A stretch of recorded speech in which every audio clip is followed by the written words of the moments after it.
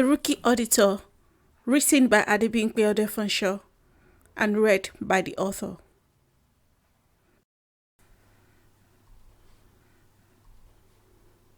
Introduction. In The Rookie Auditor, we delve into the story of Dolu, a newbie in the world of corporate auditing. During his career journey, he encountered the struggles of learning on the job and also meeting up with the demands of his new role. Dolu's story brings us closer to the struggles of fresh graduates who have just moved into the corporate world and are trying to find their feet. The story is not only motivating, but entertaining as well.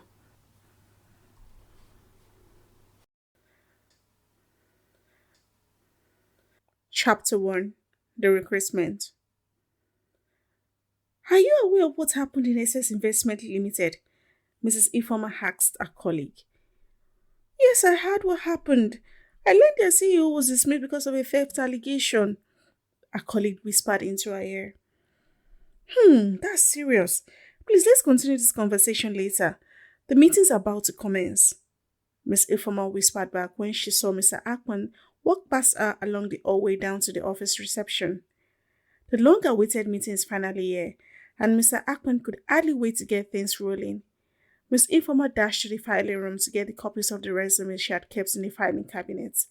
Mr. Akpan has been concerned about the general state of Glide Investments Global Limited for a while now, and has been seeking viable ways to transform the company.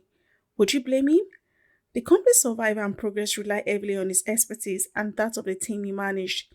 He has had countless sleepless nights, ceaseless whirlwind of strategy and counter-strategy.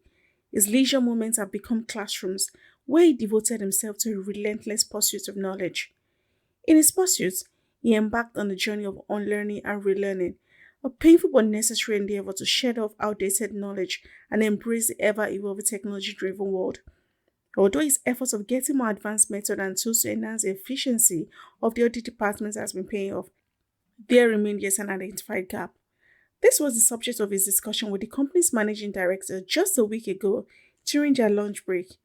Mr. Akpan proposed the idea of hiring an information technology auditor, a role that had not been filled since the audit team has been formed 10 years ago. Although this role only became popular on the job board in the last 3 years, its importance is becoming apparent, and it's been pretty difficult getting the right person for the role. I think there's a dire need for an information technology auditor to join my team, Mr. Akpan said to Mr. Dotson, the managing director who sat in a revolving chair opposite him. Leaning back against the chair's backrest and listening to him, Mr. Dotson clutched his black pen in his hand and swirled it between his forefinger and thumb. Mr. Dotson was a very thoughtful and considerate man. His ability to balance empathy and professionalism was what set him apart from other business leaders in his field. I have considered this closely and realized we need a staff member with this specialized skill to help with the IT process and infrastructure audits, Mr. Akpan continued convincingly. I understand where you are coming from and I completely agree with you, Mr. Dotson replied, clearing his throat. I must also commend your dedication to put our affairs in order, particularly during this critical junction, Mr. Dotson remarked, his voice carrying the weight of the times they found themselves in. He continued, I have a proposal to make. Considering the prolonged vacancy of this role on our job board, I believe it's prudent to consider an information technology audit training for one of the graduate management trainees who will be recruiting at the end of this month. It's just a week away. What are your thoughts?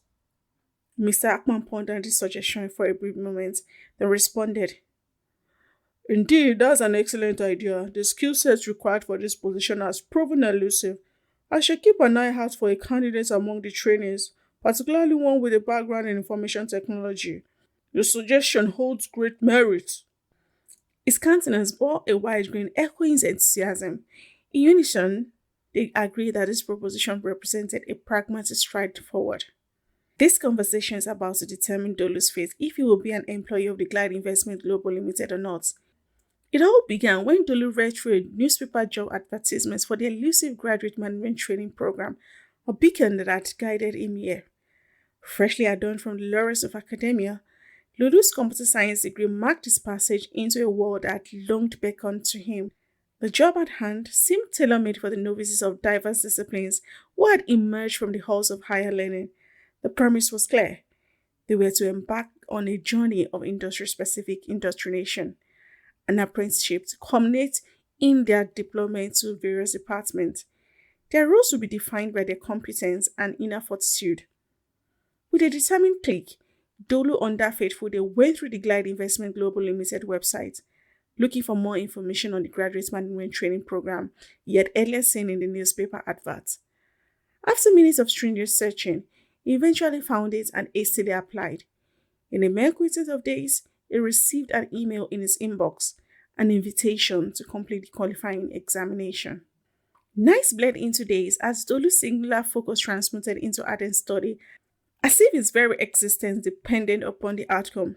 The honors of time ultimately rendered their judgments, rewarding his labor with the status of a high scorer and an invitation for an interview. The long-awaited interview day has finally arrived. Dolu sat quietly in the office reception, scrolling through the pages on his mobile phone, hoping to read as much information as possible from it. Then he suddenly stopped as he couldn't believe what he was seeing. He felt his confidence plummet when he realized the individual he thought was the first prime minister of the country was actually someone else. Never knew he wasn't the one, he muttered, feeling disappointed and uncertain. If he was wrong about something he was so sure of, what about all the other things he had less assurance about? After minutes of zigzag strolling and mindless reading, he raised his head with a sense of despair, wondering if this outing would be worth it at the end of the day. He glanced around the room to try grasping what was happening, still reeling from the revelation on his mobile phone. Across the room were a fair-skinned lady and a young man sitting close to each other. They were corporately dressed and seemed to be in for business. Actually, they looked like they were there for the same reason as Dolu. The young man looked around the room with a bout of restlessness and impatience. Then his glance fell on Dolu, making them have a brief eye contact. Dolu stylishly looked away, but could sense the young man's eyes were still fixed on him. He focused on the flower at the entrance of the office reception. Then his gaze fell on Mr. Akpan, who had just entered the reception room and was having a quick scan around. Mr. Akpan stood for about a minute before taking his leave to the meeting room, the room adjacent to the reception room. That must be one of the interviewers, Dolu thought to himself after seeing Mr. Akpan's dignified and all-prepared countenance. He noticed a few more people with similar appearance came into the reception and entered the same room Mr. Akpan had entered, so Dolu was convinced the interview would commence any moment from then. After some time, the activity around the adjacent room got lessened and he decided to look towards the direction of the lady and the young man again. This time, the fair-skinned lady was in a deep conversation with the young man. The lady chatted with the young man excitedly, with words flowing rapidly from her mouth. Her gestures were animated as she explained the content of the white sheet she held in her right hand. The young man listened intently and nodded in approval. Dolu stared at them for some minutes, and his earlobe peaked when he heard the lady confidently saying, "I assure you, this definitely be one of the questions that will be asked by the panel." At that moment, Dolu definitely knew that these two were there for the interview as well. This spurred his interest in their conversation and he decided to listen closely to what the lady said. But the more he listened, the fainter the lady's voice became. He leaned a little bit to the side and then he was alerted by a loud feminine voice from above his head. "Please, you can go in now, ma'am." Dolu looked up to see where the sound came from. Then he saw Miss Ifoma, a dark, beautiful lady, smartly dressed in a lilac blouse and a purplish skirt, standing at the entrance of the reception. She wore a wide smile with her employee ID card graciously hanging on her neck. She gestured to the fair-skinned lady, showing her the room adjacent to the reception. The fair-skinned lady stood up and catwalked along confidently, holding her black leather bag in her hand as she went inside the room. "You'll be going in next, sir," Miss Informer said, looking at Dolu. Caught off guard, he scrambled to attention, hastily adjusting his ill-fitting suit in an attempt to regain his composure. "Very well, ma'am. Thank you," he stammered, his smile masking the turbulence within. With a graceful nod, she took her place behind the receptionist's desk an unspoken sentinel overseeing the atmosphere. A single bead of perspiration fell from Dolu's brow, betraying the anxiety that gripped him. Unable to fathom the source of his unease, he sought refuge in his smartphone. He anxiously typed top 10 interview questions and answers in his Google search, and the page popped open almost immediately. He scanned along hastily as though it was a reader song competition. Although Dolu had gone through most online articles on this topic at times without number, he thought it necessary to go through them again as a refresher for the interview. After some minutes, the receptionist sighted the fair-skinned lady coming out of the meeting room, so she said to Dolu, "You may go in now, sir." Dolu exchanged a smile with her as he stood up, fidgeting with his pen and smartphone. He tried to put on a confident composure, but soon lost it when the fair-skinned lady briskly passed him with her head haughtily raised and looking straightly ahead. She seemed to have aced the interview with no iota of doubt. She went straight to the receptionist and said with a breath of fresh air, "Wow, I had a nice conversation with the panel. I will see you soon." She waved goodbye to the receptionist and a young man who was patiently seated. Dolly quickly readjusted his focus and went straight into the meeting room. As he stepped into the room, a bout of calmness enveloped him, and he could feel his heartbeat stopped racing and returned to normal. The atmosphere wasn't as tense as he presumed. Although it was a five-man panel who looked all professional, there was something off about their composure. They looked tired and worn out, seemed to be done for the day. He didn't know if this was a good sign or not. Could it be that the fair-skinned lady had drained life out of them with her many chats? It won't be far from that, Dolu thought to himself.